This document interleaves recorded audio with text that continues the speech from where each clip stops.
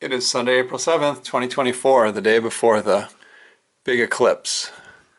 I was looking at the weather situation, and the only place I could find that doesn't have clouds in the forecast tomorrow is right up here at the edge of Maine. The name of that town is Houlton, Houlton, and they are forecast to have sun from noon to 6 p.m., noon to 7 p.m. However, that's 20 hours away. And I imagine that all the eclipse people are probably currently sloshing in that direction. So I bet that's going to be a busy area tomorrow. And tonight, the routes to it. So I'm going to fly along the path of the eclipse instead. I looked at a number of flights, and there's a Dallas to Cleveland, which is perfect in terms of routing, but not timing. It leaves Dallas at 1:14, and that means that so totality is maximum eclipse is 1:42, 1:15, taxi 15 minutes, 1:30. So I'd be in the maximum eclipse when leaving Dallas-Fort Worth, and so then the eclipse would quickly get ahead of me, and then it would just be a normal flight for the rest of the way.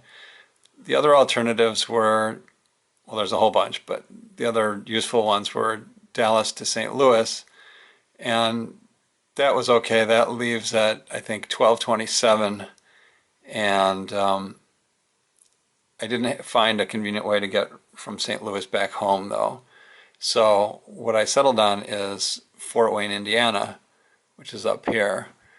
So the trip is Dallas-Fort Worth, 12:27, so figure wheels up around 12:45, and then it gets to Fort Wayne at 3:52, so that's basically 2 hours. So looking at the eclipse map, halfway point's about here. And the flight paths, I looked at FlightAware, the flight paths tend to either deviate to the left of the eclipse or to the right of it. They don't tend to fly right down the center. So anyhow, an hour out would be 1:45 p.m. from wheels up, and the maximum eclipse is 1:57.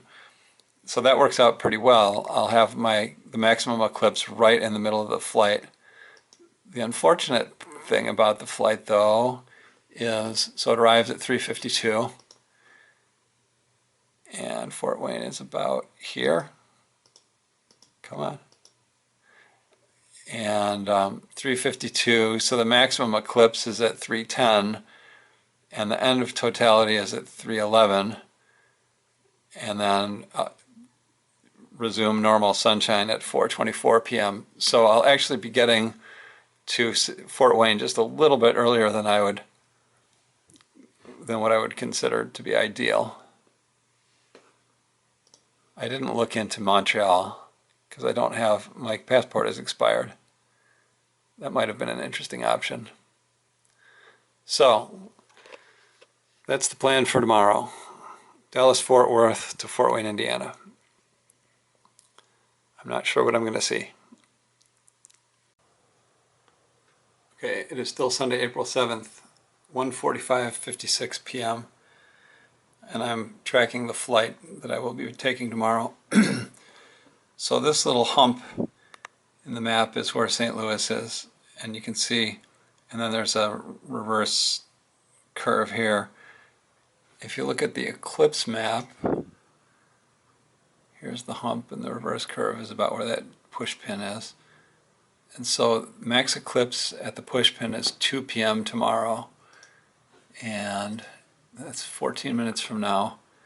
So if this plane is at the Mississippi River in 14 minutes, which seems plausible, that means that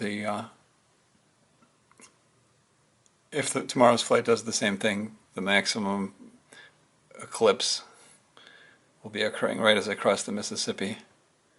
and it will be to the right of me. I'm on the right side of the plane, and it will be to the right of me. So it'll be interesting to see what that band looks like. Now, if the flight takes a different path, then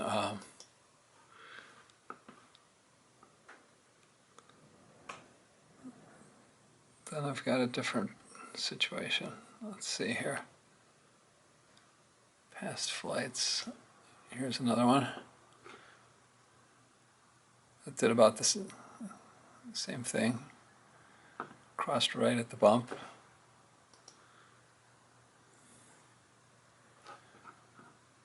So I guess it would be helpful if the plane departed just a little bit late tomorrow. Yeah, here we go again, right across the bump. So I think there's a pretty good chance that I am going to be on the correct side of the plane, on the right side. It's now 1:57 p.m. and just a couple seconds ago the plane finally crossed the Mississippi. So looking at the eclipse map, maximum eclipse at that point is 2 p.m. So we're just a couple minutes off the maximum at that point, and far to the left of the center line. Alright, this is going to be exciting. Okay, we're coming up on 201, and the plane is crossing Interstate 64, and maximum eclipse is 2:01 p.m. for that point. So we're just about synced up with it.